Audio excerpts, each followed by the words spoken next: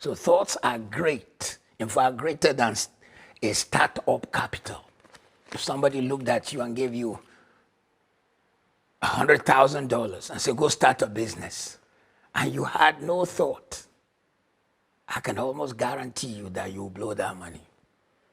Because he gave you money, he gave an empty space, money without a thought, without a concept, without an idea. If you don't blow the money, you probably out of being risk averse, you went and kept the money and said, when he asks for his money, I'll give it back to him. So this series I'm doing is really so important to the whole of your understanding of wealth creation. You've got to know your thought and your talk, your mind and your mouth determine your capacity to create wealth. So what are we saying? Thoughts are greater than startup capital. What you need to start business is not money put in your hand, but a thought in a certain direction, which you offer as a service like Richard Branson did. And your thoughts have the ability to now form either negative or positive confirmation bias. There are people who have a negative attitude towards things even without investigating. And listen, even though I'm teaching on your thought and your talk becoming necessary for wealth creation, you've got to understand you need to do what, there's no space for all our teaching today, but there's something called critical thought. In critical thinking, you must know how to look at your own thought, step out of it, see the weakness of how you've always thought. If you've always thought, oh, all wealthy people are just nasty, oh, they are all very wicked, or they are very unhelpful, you already have barriers. Because nobody wants to be nasty, nobody wants to be unhelpful, nobody wants to be difficult. But why did you have such thought? Oh, they don't help the poor, they don't give anyone, they don't. In the first place, you've got to realize, for a man to create wealth, he also creates a system. Part of his system may be, before I give money to a person, I want to find justification that I am not endorsing laziness. So he has created a system for himself for managing how he will use his wealth. And so you can't use that as the only basis. It was Andrew Young who said, I have about concluded that wealth is a state of mind, and that anyone can acquire a wealthy state of mind by thinking rich thoughts. Let me tell you what Sidney Madwed said. If constructive thoughts are planted, positive outcomes will be the result. Plant the seed of failure, and failure will follow. Have you noticed? Thieves raise thieves. Business people, if they work on their children and teach them how to do business, they raise business folks. It was James Allen, the great James Allen, who wrote books like As a Man Thinketh. He said, you are today where your thoughts have brought you. You will be tomorrow where your thoughts take you. You are today where your thoughts have brought you. Look at where you are. Your thoughts brought you where you are. Then look at tomorrow. Your thoughts will take you in the direction of the tomorrow you see. Your thoughts will take you in the direction of the tomorrow you see. Your thoughts will take you in the direction of the tomorrow you see. If you see a tomorrow of failure, lack, poverty, oh, the world is becoming so messed up, there's no finance, there's no money in the world, it will be that way for you. But if you begin to think and say, well, there's abundance in this world. I live in a world of abundance, and mine is coming into my hand, then you'll find that you might just be the one with the next great idea that changes our world. Who will ever know? The people who created Zoom probably didn't know it will explode and become a major platform for meetings during COVID. Franklin D. Roosevelt said, men are not prisoners of fate. Men are not prisoners of fate, but only prisoners of their own mind. So you are a prisoner of your mind, either of good thoughts in your mind or of bad thoughts. Walter Anderson said, "You and I are not what we eat. We are what we think." You and I are not what we eat. We are what we think.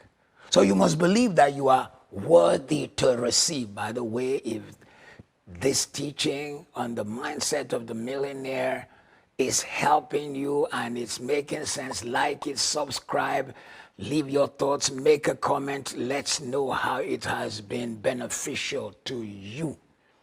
You must believe that you are worthy to receive. Please do not forget that. Never let life knock you to the point where you think, I'm not worthy, I'm not good. Yes, you may have been squeezed by life, you may have been crumpled by life, but I like you to imagine this crumpled paper to be $100 bill.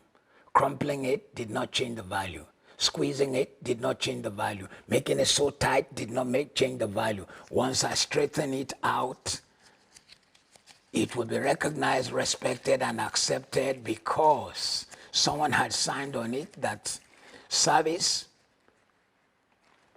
business, product, and whatever I need should be given to me to the level of the money I present. You are of value.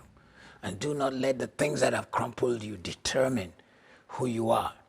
So listen to me. Analyze your thoughts and strive to get rid of the negative one.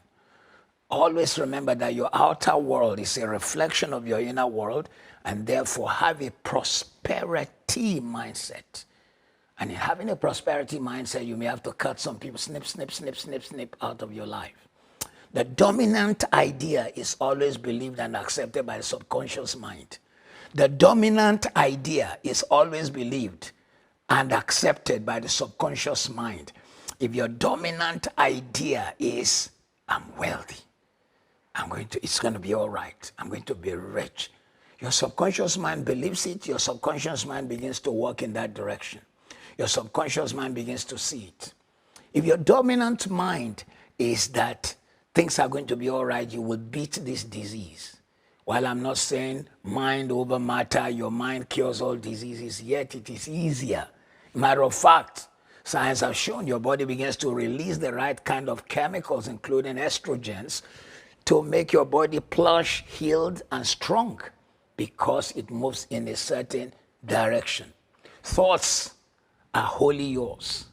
You created your own thought. You didn't create the shirt you wore, the trouser you have on. Somebody did. You didn't create the watch on your wrist. You probably didn't create the glasses you're wearing like I have one. But you create your own thoughts and you are responsible for them. So if you told yourself, I'm a failure, nobody wrote the script. You did. Thoughts are the master blocks, your own Lego with which you construct your future. The master blocks with which you construct your future. Therefore, you think and your talk. And we're spending more time today on your think, not just your talk.